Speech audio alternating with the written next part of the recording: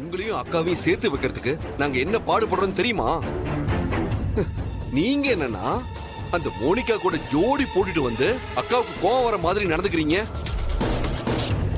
ஏனா அண்ணி ஹர்ட் ஆவாங்கன்னு தெரிஞ்சு எப்படி உங்களால இப்படி வர முடியுது? அவங்க கோவத்துல பேசுறது மட்டும்தான் உங்களுக்கு தெரியும். ஆனா உள்ளுக்குள்ள எவ்வளவு கஷ்டப்படுறாங்கன்னு எங்களுக்கு தான் தெரியும். இல்ல நான் தெரியாம தான் கேக்குறேன். எங்களை பார்த்தா உங்களுக்கு எப்படி தெரியுது? உங்களுக்காக நாங்க எவ்வளவு பெரிய ரிஸ்க் எல்லாம் எடுத்திருக்கோம் தெரியுமா? நீங்க என்னன்னா இப்படி பொறுப்பே இல்லாம நடந்துக்கிறீங்க.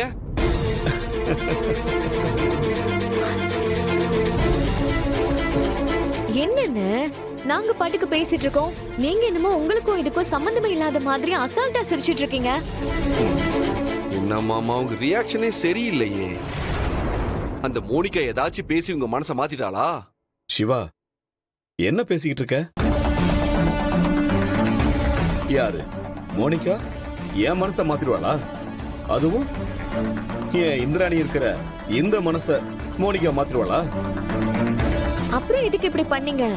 இதுல வேற உங்க கல்யாண அனௌன்ஸ்மெண்ட் கேட்டதுல இருந்து செம்ம டென்ஷன்ல இருக்காங்க. அது கேட்ட மாதிரி நீங்க மோனிகாவோட கைய கோர்த்துட்டு ஜோடியா வந்து நிக்கிறீங்க. அன்னைக்கு எப்படி இருந்திருக்கும்? இப்போ உங்க பிரச்சனை ஏன் நான் மோனிகா கூட இங்க வந்தேன்னு தெரியணும், அதானே? ரெண்டு பேரும் அங்க பாருங்க.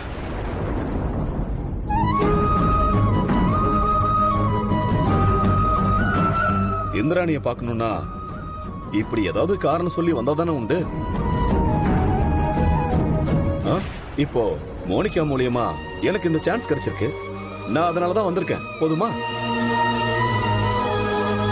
இப்ப ரெண்டு பேருக்கும் புரிஞ்சுதா நான் ஏன் இங்க வந்தேன்னு? அதுக்குன்னு இப்படி மோனிகா கூட வந்து அக்காவை கோவப்படுத்துவீங்களா? இதனால அவங்களுக்கு உங்க மேல வெறுப்பு தான் கிரியேட் ஆகும். சிவா, இந்திராணி ஏன் பொண்டாட்டி. அவ எப்ப கோவப்படுவா, அந்த கோவம் என்ன பண்ணா சரியாகும்னு எனக்கு நல்லா தெரியும். நான் இந்திராணியை நேரம் பார்த்து சமாதானப்படுத்திக்கிறேன். போங்க, ரெண்டு பேரும் போய் உங்க வேலையை பாருங்க. மாம்சு, என்ன மேட்ரு? பெருசாலாம் ஒண்ணும் இல்ல சிவா, எல்லாம் ஒரு கான்பிடன்ட் தான். அப்போ உங்களுக்கு நாங்க ஹெல்ப் பண்ண தேவையே இல்ல, அப்படிதானே? ஐயா, இல்ல இல்ல, நான் அப்படி சொல்ல வரல. இந்திராணியோட கோவத்தை எப்படி சமாதானப்படுத்துறதுன்னு எனக்கு தெரியும்னு சொல்ல வரேன். அப்படிங்களா? அப்புறம் ஏன் சார் இத்தனை நாளா உங்களால அக்காவை சமாதானப்படுத்தவே முடியல? அது வந்து